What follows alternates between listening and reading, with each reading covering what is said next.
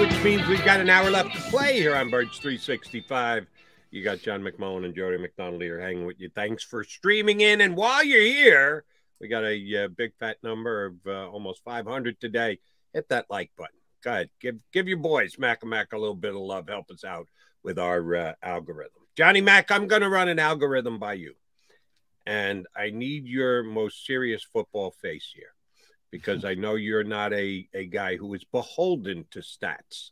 You think that they can teach you something, but when you start to be solely driven by them, you might be making a mistake. But I'm going to give you a stat that I saw last night.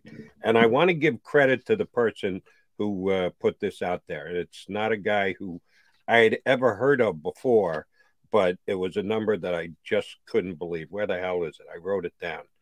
Damn it. I'll find it here on my sheet. I can't even see my sheet this morning. I guess I need to have another cup of coffee. The Philadelphia Eagles, well, not this year, during the Nick Sirianni era, when they wear pants that aren't white, they are 11-10. 21 games that they've worn either green or black pants.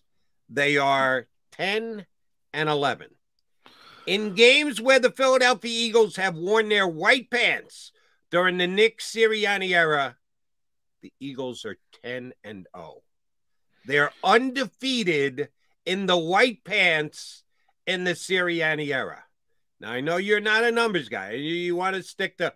But what my eyes are telling me is what it says here on this piece of paper. They're undefeated in the white pants. How did the Eagles choose to do anything? Well, first of all, white pants wait, I gotta do the math really quick. Give me the first number. Give me the first number.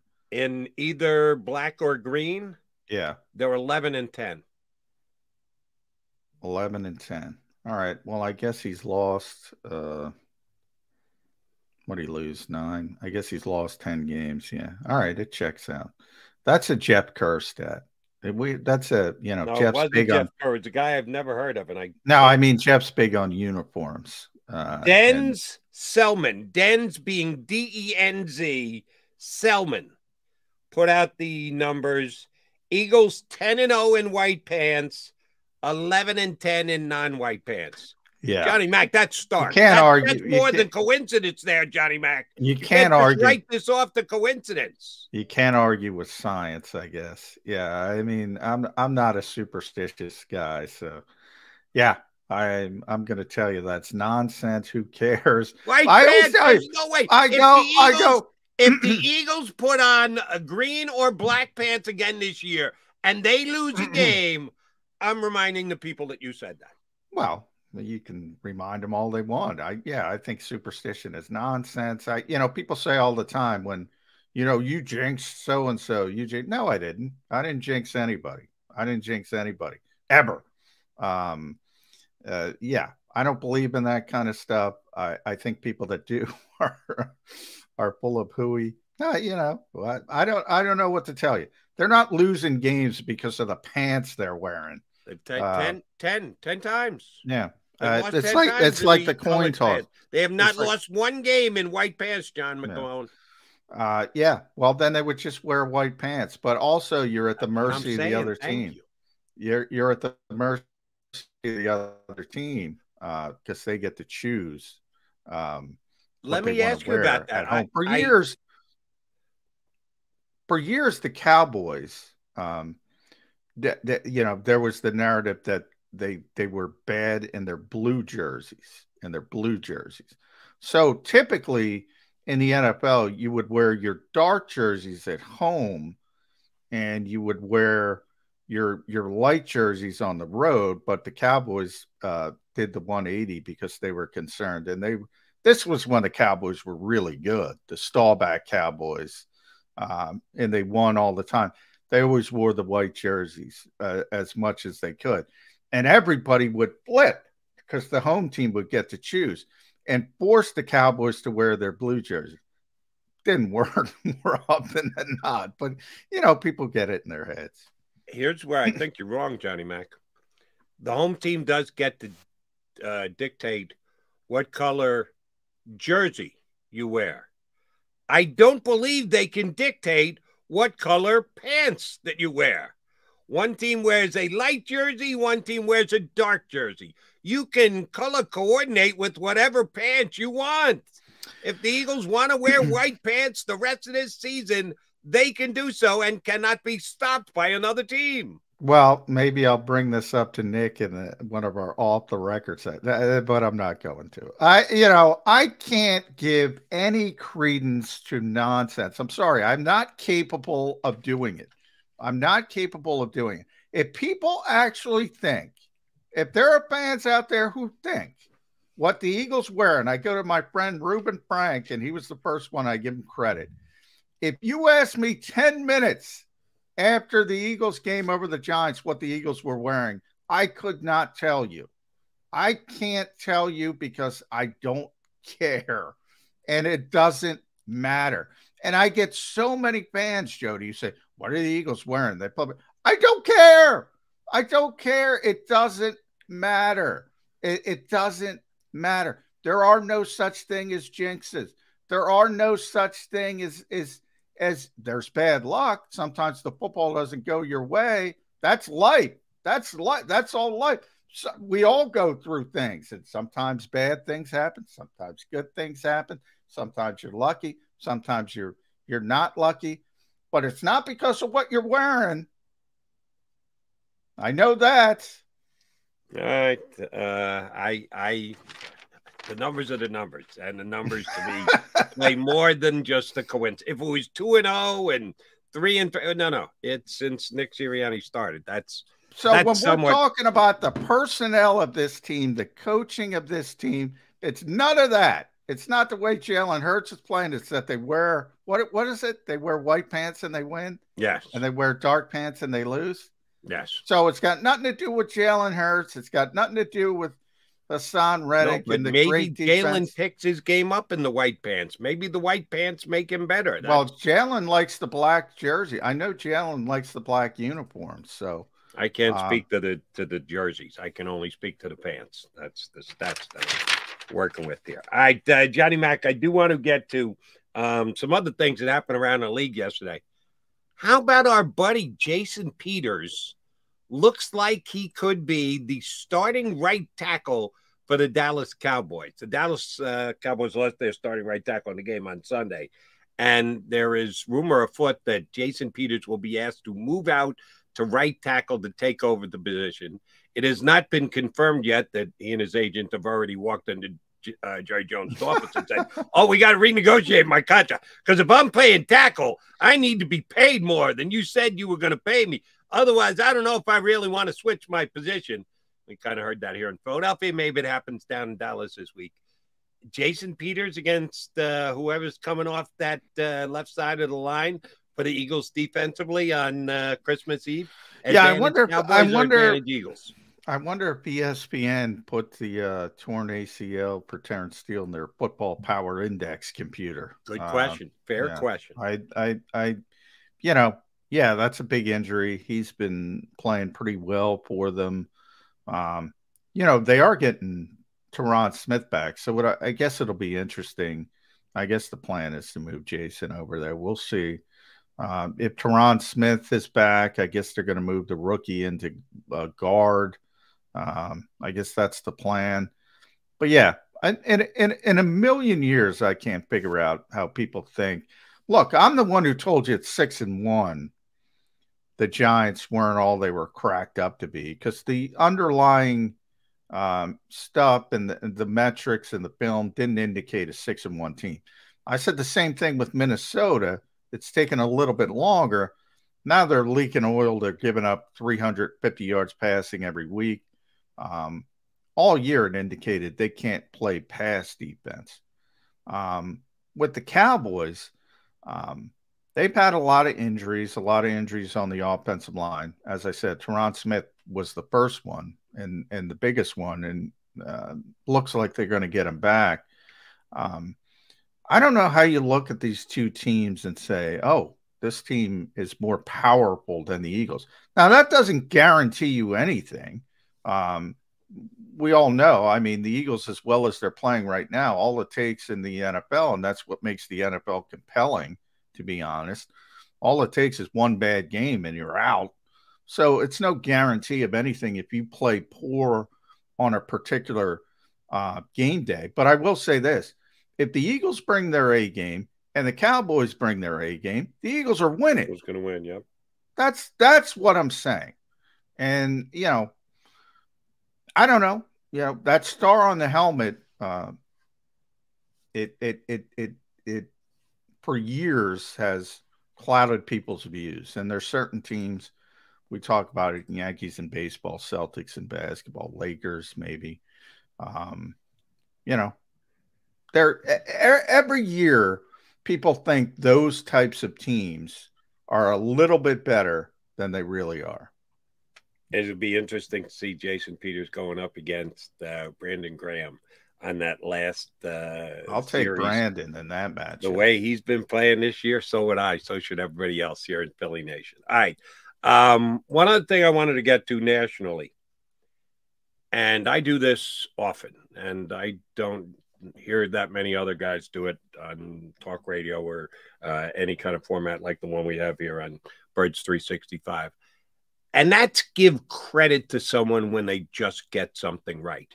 One of my biggest knocks, and it's more baseball than it is football, but people who second guess managers in baseball when they make bullpen moves and a guy comes in and gives up.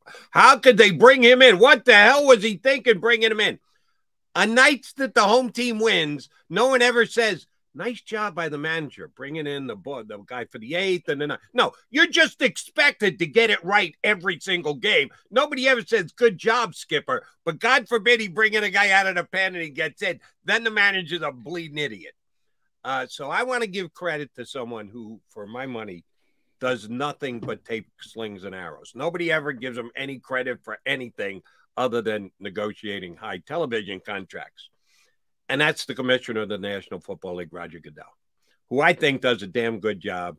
I know how much money he makes. It's an ungodly figure. Nobody can comprehend why he makes as much money as he does. But he's got one of the toughest jobs on the planet. 32 competing bosses that want to beat each other over the head. And, oh, by the way, you need to try and reel them all in without any real power because you're just an employee. But you try and dictate to these 32 individuals who are your bosses. I think it's an unbelievably tough job. I think he does a very good job of it. And the only thing that people ever bring his name up is when he gets something wrong. Johnny Mack, he put it into play. He's fining teams for faking injuries in the National Football League. Oh, yeah. I forgot to bring that up. You and I talked about this a couple of weeks ago. I said, John, they have to do something. You said, how can they? How can they actually determine whether a guy's faking an injury or not? Well, they have. They determined that Cameron Jordan of the Saints faked an injury the other day. They find the team, they find the head coach, they find the defensive coordinator, and they find the player in excess of $500,000. Good on Roger Goodell. He does take the integrity of the Shield seriously, and he proved it by implementing this. And I will say about it for years, and Goodell stepped up and got it done. I will say, and here's the difficulty: this story's not over because Cam Jordan and the Saints are fighting it. No, Jordan might be able to get his 50,000 reduced. Yeah. The Saints aren't going to fight it. Goodell's going to get 500,000 out of the 525,000 he leveled in fines. If Cam Jordan gets his reduced, in other words, not reduced, if it gets wiped out, you got to wipe out the Saints because you're indicating you're wrong in that. In other words, the Saints are saying, oh, no. He got rehab. He got, significant, documentation that he's injured from real doctors. Now you could say you can play the James Wood game from the movie where he was the doctor. What is the Oliver Stone football movie? I can't think of the name of it, but maybe some of the fans. Any Given Sunday? Any Given Sunday. Thank you. Where James Woods was playing the evil doctor who's, just trying to get the players on the field. The old Wild Wild West NFL, North Dallas 40 as well. things have changed since that time, and you got to have documentation to put people on injured reserve and all this stuff. So I'm saying, they might be faking it. If they're faking it, they're in trouble and they don't have documentation. They can't find a doctor to play James Woods. But if he's hurt, he's hurt, and they'll be able to prove he's hurt. I always thought this was an untenable situation for the NFL for this reason, Jody, because they're on one hand, everything's about safety, dogma, safety this, safety that. And then on the other hand, you're saying, oh, these guys are faking injuries. I don't know how tenable that is to go down one road and pretend, oh, all we care about is the players. All we care about is the players. And then down the other way, oh, you're lying. You're lying that you're hurt. And it could be, by the way, it's so, people do it. I'm not arguing that people do it, but it's so hard. And this is the problem. If you have a cramp in bed at night, like everybody's had a cramp in their leg or whatever in bed at night, what does that pop up? And 5 minutes later, you're fine. Not, obviously, but you were hurt and you were in a lot of pain for that little sliver of time. I just don't know how it's tenable. So, well, John, you're talking in generalities. Let's talk very specific about this incident. They've got videotape. The Saints are dead in the water. Jordan was attempting to limp off the field, and they've got a video clip of the defensive coordinator waving him to the ground. Go down. Go down. Don't attempt to limp off. Go down. What is that other than trying to stop the clock? But they got caught with their hand in the cookie jar. You can't give me, oh, he could have been in tremendous pain. No, he was attempting to walk off the field, and the coach signaled them to get down. There's no way they're overturning this fine. First of all, he's limping off, right? Number one. Now, you're taking advantage of the rules. I'll admit that when a coach says stay down, stay down. I'll admit what the fine is all about. It's about taking advantage of the rules. You can't take advantage of the rules. You got caught. What do you mean you can't take advantage? That's one thing I can't stand. Like, I have tremendous respect, and I always bring up Billy Martin in baseball, and you go back to the old George Brett game. Like, I always thought it was an absolute ridiculous that they punished Billy Martin because he knew more about the rules than the umpires on the field. Was it in the spirit of the game? No, it wasn't in the spirit of the game, but he was smart enough to keep it in his back pocket and take advantage of his rules. Then I go to Bill Belichick against the Ravens with the formation game, where he had that in his back pocket, and he was driving John Harbaugh. He had no idea what Bill Belichick was doing. He had a tight end lined up as an offensive lineman, as an eligible player. He had this loophole that the NFL didn't figure out, and they changed it afterward. Change it. Change the rule. But don't punish people for playing by the rules and taking advantage of the rules. If you don't know the loophole is there, and they know the loophole is there and take advantage of it, that's your fault. That's your fault. I don't give a crap about the spirit of the rules. I like guys who are that intelligent and that smart in that situation. And I think they should be rewarded. I think they should be rewarded. I give you credit on the Belichick thing. You're right. He was just smarter than everybody else. We've been talking about this, Birds 365, every sports talk show worth its salt, that players were faking injuries around the league. And I guarantee you, do I have the copy of it in my hand? I don't. I guarantee you a memo was sent out to all teams that we will not stand this. We'll not allow it. You can't have players fake injuries. So they didn't just pull this out of left field. I guarantee you the teams were talked about, and they got caught. So they may have thought they were smarter than the rest of the National Football League. They may have thought they had a loophole because nobody ever been punished for it before. Somebody's got to be first, and the Saints were, and Goodell got him. Well, he may have gotten them, but the minute, and here's the problem, Jody, the bigger problem, the minute they're wrong, if they continue to do this and somebody really is hurt, but they don't look hurt for whatever reason, then it's a whole Pandora's box. And in this environment where they pay, and by the way, it's only lip service, but they pay this lip service to player safety. All we care about is player safety, which is bullshit, by the way, number one. But they pay the lip service to them. We all know why.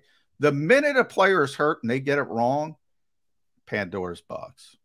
Well, they did that with Tua this year. They are reactive to it, but they also do care about the integrity of the game. And good on Roger Goodell. Congratulations, Mr. Commissioner. You flex your muscles. You got it right. Now stand behind it and make the Saints pay the fine. All right, Jody McDonald and John McMullen, your Mac and Mac Birds 365 guys. We've got Hunter Brody joining us next. All right, Broads, from the best show ever, is going to jump aboard and give us some Eagle insight here on Birds 365.